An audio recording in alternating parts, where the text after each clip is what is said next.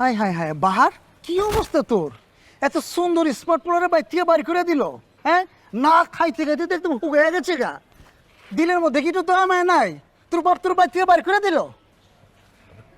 কারে কি কইতেছেন আপনি? বাহার, আমি তোর কথা কইতেছি।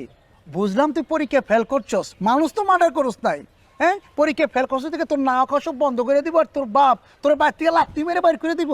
আরে কি উল্টো পাল্টা কথা বলতেছেন আপনি? ক্যাঠাকারে বাড়ির থেকে বাড়ি করে দিচ্ছে। আরে লজ্জা পাওয়ার কিছু নাই, তোর মুখে কম লাগবো না। আমি তো জানি তুই পোস্টারের মধ্যে কি লেখা দিচ্ছস। তুই লেখছস যে তুই তুই না খেয়ে আছস, তুই কাজের বিনিময়ে খাদ্য চাস। আমি হানিফ তোরে খাদ্য দিব, কাজ তেমন কম লাগবো না।